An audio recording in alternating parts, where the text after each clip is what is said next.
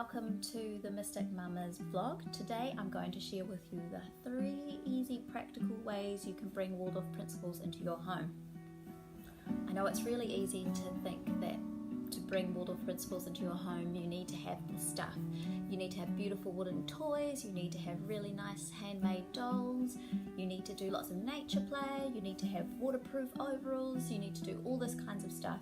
And to a certain extent, for a lot of families that's right, but for me I think it's more about a way of being and the things that you actually do that are the important places to start when you want to bring Waldorf, or what I kind of like to think of it as more spiritual principles, into your home. So these 3 things that I would recommend are starting your morning with a morning song, having ritual around your meal times, starting with a verse, a song or a prayer and lighting a candle, and the 3rd thing is bringing crafts into your home. These 3 things kind of focus around the key point of routine and ritual, and I think routine and ritual are really important for children. So Rudolf Steiner and all of the child developmental scientists would agree on the fact that routine and ritual are really important. It helps children build a foundation of expectation, so they know where they stand in the day, they know what is kind of expected of them, the uncertainty of the day is kind of depleted, and they have a real sense of where they are in space and time. I also wanted to mention that when implementing these 3 things, keep it simple and keep it fun, because if it's simple and it's fun, then you'll do it every day, which means you'll be consistent, and so then it really will become part of the child's rhythm and routine. I would choose verses or songs that are relevant to you culturally, where you are in space and time, or your family's heritage, things that are really relevant to you and resonate and kind of mirror values that you find important. Some people might choose songs and prayers of a more Christian slant. Some people might choose it more based on the indigenous people in the area. Just do what you feel comfortable with and what you like and think is fun. I would recommend looking on YouTube and Spotify for songs that you would find culturally relevant for your family.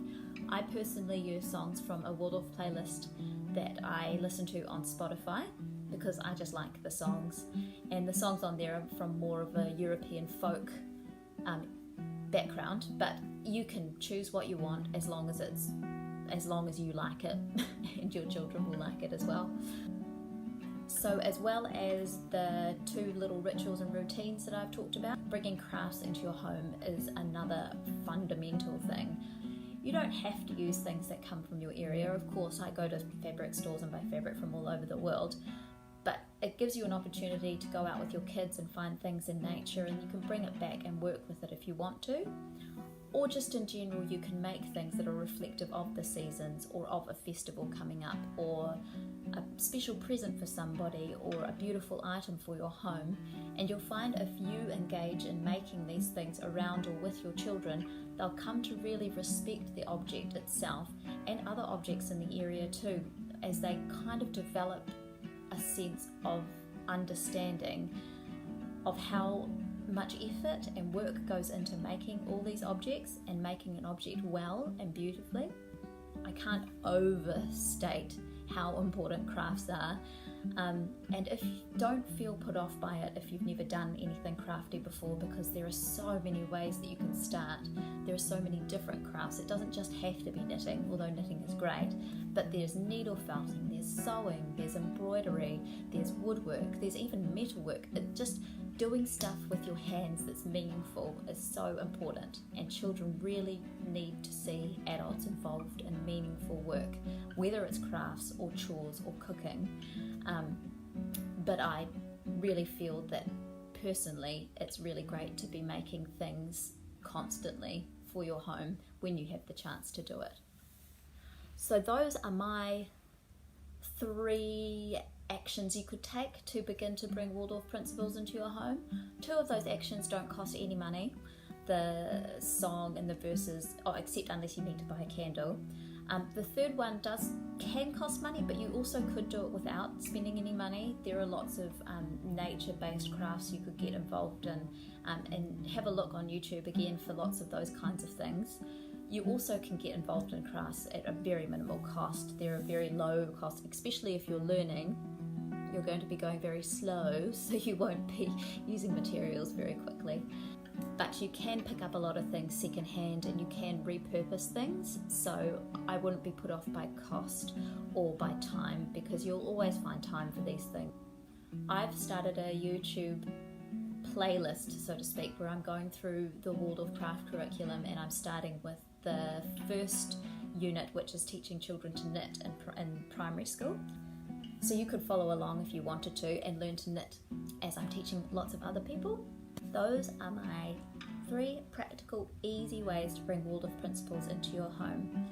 If you're a parent or a teacher who has been working with Waldorf principles for a while, maybe you'd like to share in the comments 3 ways that you think people should start. Don't be put off by me saying that it shouldn't be with stuff. I do know that some people's way into Waldorf principles is through the aesthetics, which is totally cool, and I get that too. So share with us your 3 ways that you think somebody could start engaging with Waldorf principles simply and easily in their home. So subscribe to my channel, because I'll be uploading lots more useful, hopefully useful tips and experiences about my journey with Waldorf education and Waldorf parenting. I'll also be uploading lots and lots more craft tutorials to help you out and help you get started on your crafty journey, and just little tips and things that you can do cheaply and easily in your own home to bring these principles in, because it doesn't have to be overwhelming, and it doesn't have to be out of reach. I think we can all make our homes beautiful and wonderful and fun and delightful places to be. Sometimes it can just be hard on knowing where to start. So thanks for coming along, and I'll talk to you again soon. Ka kite, bye!